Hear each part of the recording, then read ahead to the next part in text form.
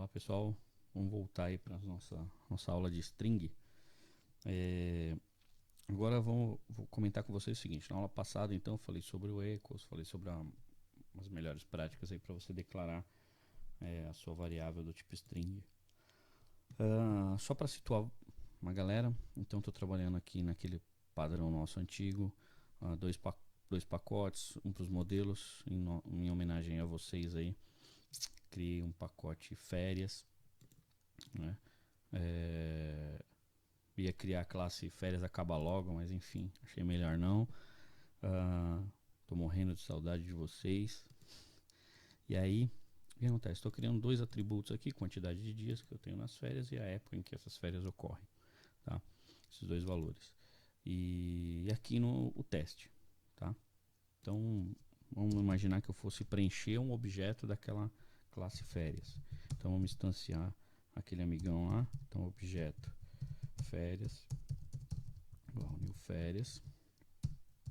Criei todo o padrão bins dele. Lembrando aqui que aqui eu tenho que importar. Ctrl Shift O. Já faz aquela mágica. Já dá o tchurururu aí. Então aqui em férias eu só vou mostrar para vocês. Então criei os atributos. Criei construtor cheio. Criei construtor vazio.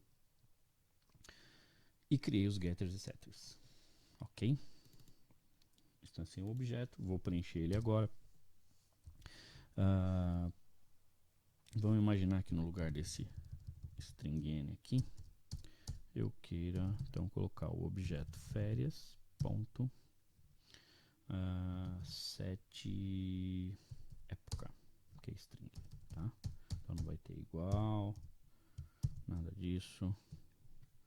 Deixa eu aumentar aqui. Então, legal. Então, no lugar de trabalhar com aquela variável n que a gente trabalhou na outra aula, eu instanciei o objeto férias e, com base no atributo época, como ele é um atributo privado, fazendo isso através do set época, eu pedi para preencher os dados, ok? Se eu quiser fazer alguma comparação, então no caso eu não tenho mais o n, então eu vou colocar aqui o objeto férias ponto o quê? Vamos lá, 3 segundos para vocês responderem. 1, 2, 3, acabou. Espero que tenham respondido certo. Get época. Por que get época? Então o cara preencheu, né, o atributo, e aí vou dar uma olhada nesse atributo para ver o que o cara colocou lá dentro. Get época ponto, ignorando, né, a caixa alta, se for igual a julho, eu vou colocar aqui então para mostrar inverno. Caso contrário, se não for julho vai ser no final do ano. Aliás, estamos pertinho, faltam poucos dias, aguardem. Verão, beleza? Vamos ver lá se está tudo ok. Então ele vai pedir para eu digitar algo, eu vou digitar julho. Ignorou caixa, como eu pedi, né? E mostrou pra gente lá inverno. Beleza? Se eu digitar qualquer outra coisa, né? Então mesmo que eu não digite mês, digite blá, blá, blá. Já conhece, cara, vai ser verão também, né? Lógico que aí precisaria dar filtrado, se fosse igual a julho, tal coisa, se for igual a janeiro ou dezembro, tal coisa. Caso contrário, época inválida, né? Mas a intenção não é testar os ifs agora. Bom, como eu falei na outra aula, é legal que isso aí tenha padronização, que o seu sistema tenha padronização. Então, usar o equals ignore case não é legal. O ideal, né, é você poder utilizar o equals, certo? Só que para isso você tem que ter essa garantia de que esse cara sempre vai estar maiúsculo. Porque senão o usuário digita Júlio, mas digita o J minúsculo ou digita tudo minúsculo, como eu digitei, e ele quer a validade daquelas informações. Então, onde é melhor fazer isso, né? Então a gente tem diversas alternativas. Aliás, essa foi uma das questões das semestrais, se eu não me engano. Uma das formas de você fazer isso é você colocar ele direto aqui, to uppercase. Então aqui está o método que transforma os caracteres aí para caixa alta. Então na hora que ele for citar o valor, ele vai perguntar, digita algo. O cara digitou, no que ele digitou, ele vai fazer a conversão para caixa alta. Beleza? Só que o que, que acontece? Se você deixar esse cara aqui, onde nós estamos exatamente no nosso projeto? Nós estamos no teste, nós estamos no main. Se eu deixar sempre a critério para que isso seja utilizado dentro do main, eu estou assumindo o risco de que qualquer outra pessoa que vá criar a nossa classe de teste, o nosso método main, e vai utilizar o nosso modelo, a pessoa vai estar utilizando esse uppercase. Isso é legal? Não, né? Mesmo porque aqui pode mexer aquele serzinho abominável lá da área de TI, né? Que começa com star e termina com um diário, ok? Então não é legal deixar isso a critério dele, um cara meio esquecido. Então o que, que a gente pode fazer? Já implementar isso dentro do nosso modelo. Putz, vou criar um outro método? Não acho legal. Vou criar no método get, já pedi para ele retornar aqui, ó. Get, você já retorna com caixa alta, né? Então ele vai mostrar lá com letra maiúscula. Ele vai chegar lá no teste aqui, ó. Na hora que eu der o get aqui para fazer a comparação, ele vai converter para caixa alta e vai fazer a comparação. A princípio vai funcionar também. Mas aí vem a minha pergunta: tá padronizado esse negócio? Então quer dizer, como que está armazenado dentro do atributo época? Então dentro do atributo época é bem provável que ele esteja pode ser que ele esteja armazenado tudo maiúsculo, tudo minúsculo, parte maiúsculo. Então também não estou falando que é 100% errado, pode ser que você caia numa situação em que você precise que o atributo realmente mantenha a configuração do dado original, seja letra maiúscula ou letra minúscula, mas na maior parte dos casos, não. Essa eu não acredito que seja a melhor maneira. A melhor maneira é na hora que você vai passar o dado para o atributo, que seria através do set. Então aqui o que, que acontece? Eu pego o meu atributo época e falo que ele vai ser igual a esse meu parâmetro, só que esse meu parâmetro em caixa alta. Então acontece, ele já vai ficar armazenado em caixa alta. Eu não preciso preocupar aqui se o estagiário quiser utilizar, se a pessoa que for criar a classe teste com o método main for usar o método toUppercase, não vai ter problema nenhum. O dado vai estar armazenado em caixa alta em qualquer parte do sistema. Qualquer momento que eu quiser retornar esse dado, ele vai vir padronizado e fica mais fácil de você fazer a comparação. Ok? Então essa eu acredito que seja a maneira mais comum, mais usual aí para vocês, essa definição, né, dentro do método, dentro do set. Tá legal? Agora um chururu aí que vocês não podem esquecer de maneira alguma, tá? Fala até mais perto do microfone, é para doer o ouvido mesmo. Vocês fizeram isso no set, mas quem garante que o cara que vai utilizar esse teste, ele vai utilizar o método set? Ele não poderia vir aqui e passar o parâmetro? Aqui, ó. Né? Aqui, tal. Primeiro lá é quem no construtor. Vamos ver quem que tá lá no construtor. Quantidade de dias e depois a época. Então, quantidade de dias pra gente não... Vou colocar aqui 30, vai. Um padrão. E a época eu vou pedir pro cara digitar. Então, vamos supor que o cara faça isso. E aí? Como é que vai estar armazenado lá? Vai estar armazenado tudo maiúsculo? Não. Por quê? Porque você colocou que somente através do método set é que ele vai fazer a conversão. Quais são as duas formas de preencher o atributo nesse caso? Ou pelo set ou pelo próprio construtor. Não é isso? Então aqui no construtor eu também tenho que colocar um chururu aqui. Aí beleza, o cara pode utilizar tanto pelo construtor quanto pelo setter, não tem problema algum. Tá legal? Então vamos lá. Se eu colocar agora, coloquei Júlio, só que tudo minúsculo. Ok? Vamos lá, voltando. Deu um chururuzinho aqui no programinha que grava o vídeo, tá? Então eu estava falando aqui, a gente passou a fazer a conversão, né, tanto no construtor quanto no método setter, é onde eu imputo o dado. Então quando eu executo e passo Júlio minúsculo, ele dá mesmo assim que é inverno. Por quê? Aqui eu estou comparando que é maiúsculo. Quando eu fiz esse input, ele pegou aquele Júlio minúsculo, né, o meu construtor, pegou aquele Júlio minúsculo, passou ele para a caixa alta e aí armazenou no atributo época. Quando eu retornei ele através do get, ele veio, obviamente, então, tudo maiúsculo. Beleza? Então, a melhor maneira aí que eu aconselho vocês a fazerem é trabalhar com esses métodos de conversão e fazer com que o dado já fique armazenado no formato que vocês desejam. Se vocês desejam um formato original, ou seja, letra maiúscula, letra minúscula diferenciada, ok, armazena, sem problema. Se você quer dar um aspecto de padronização, que é sempre letra maiúscula, alguma coisa assim, ou letra minúscula, né, usando o to lowercase, você usa, né, um método já na hora do input, seja pelo construtor, seja pelo método set. Ok? Beleza, galera? Bom, vamos falar então agora, falamos sobre o lowercase, o uppercase, né? Lembrando que o lowercase, a única diferença é que é letra minúscula.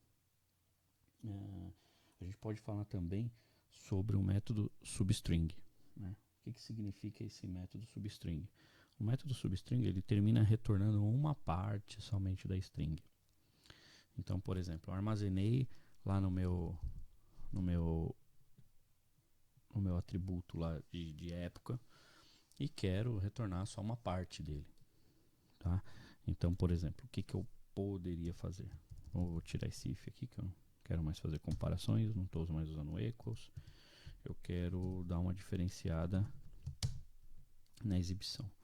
Então eu coloco lá o objeto férias, ponto. Se eu colocar assim, get época, ele simplesmente vai retornar o que eu digitei aqui, ok? Então vamos lá. Se eu digitei Braufagelius e Construmbi,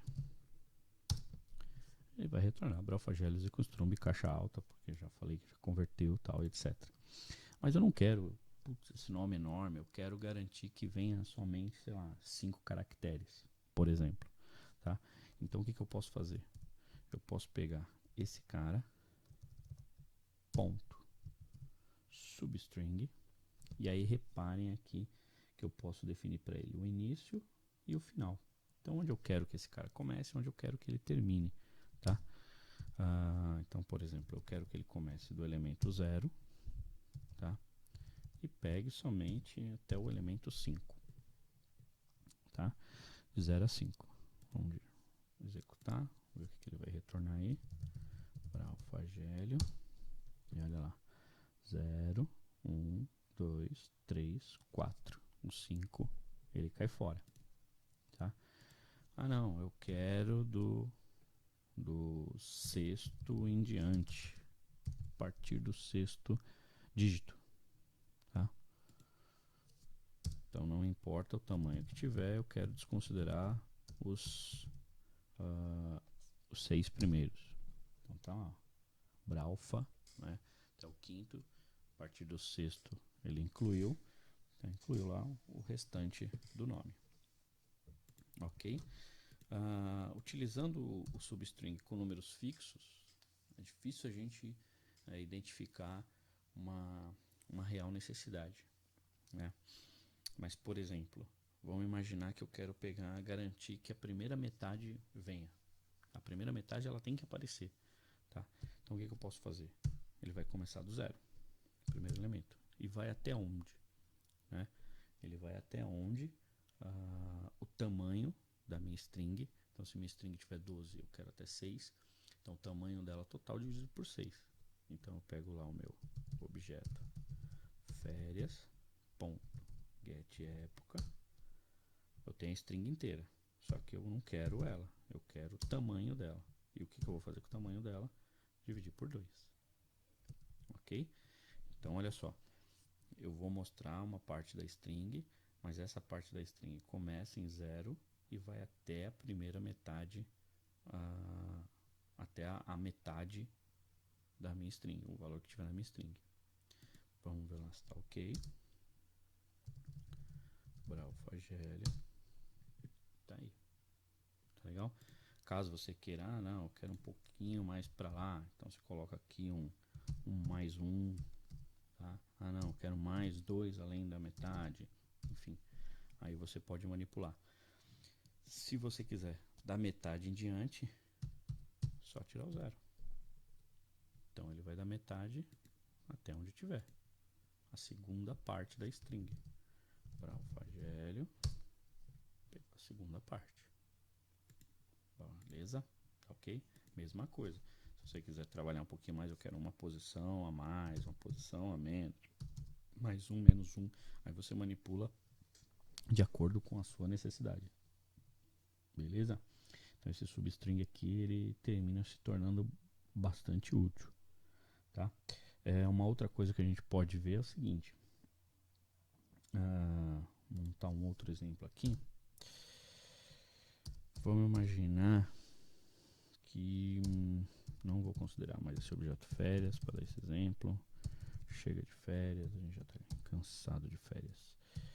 Então eu vou criar uma string, que eu vou chamar ela de endereço, e vou atribuir para ela Rua das Alfaces. Tá aqui. Ok? Então eu posso fazer o seguinte com ela. Se esse meu endereço, vejam bem, uma coisa que eu quero que vocês prestem atenção. Eu estou usando endereço aqui porque é o nome de uma variável que eu criei aqui. Se esse endereço tivesse um objeto, eu instanciaria o objeto, a cliente. E aí colocaria lá, cliente, ou meu objeto cliente.get endereço. Ok? É que aqui eu estou utilizando só uma variável. Então eu quero verificar se ele vai começar com rua. Vamos usar aquele nosso padrão também. Né? Também. Vamos imaginar que vai estar tudo padronizado. Alfaces. Então se... O que faz o start Swift? Ele verifica se começa com determinado caractere. Então, por exemplo, eu posso falar assim, ó, se o endereço começar com rua, então eu quero que ele retorne, né, o meu endereço, só que eu quero uma parte do endereço sem essa denominação rua. Ok? Então eu vou falar para ele, eu vou falar assim, ó, a partir do elemento 3, por exemplo. Tá? Então vamos ver o que ele vai mostrar aqui. Das alfaces.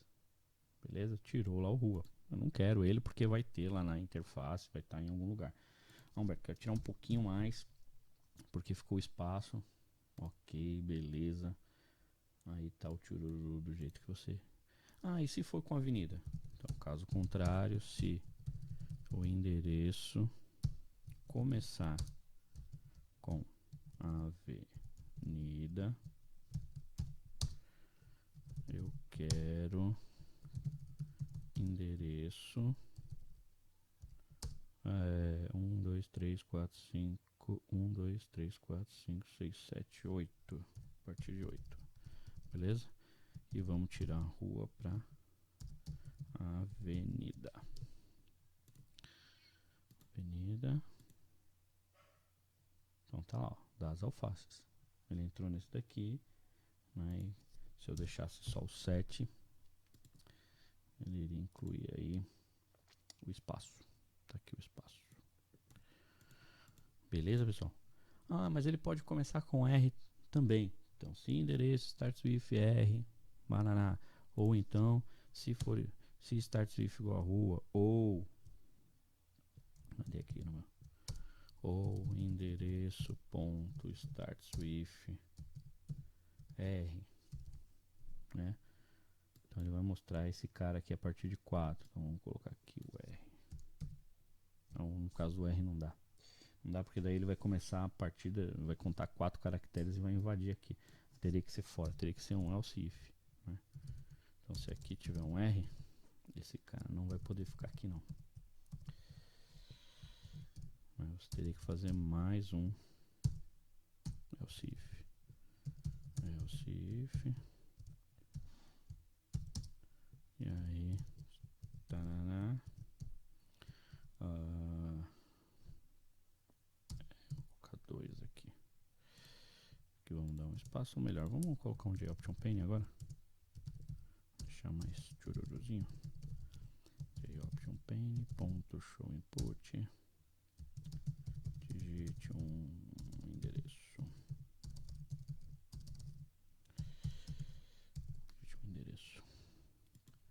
Se a pessoa digitar, vamos ter que colocar o ponto de uppercase aqui para garantir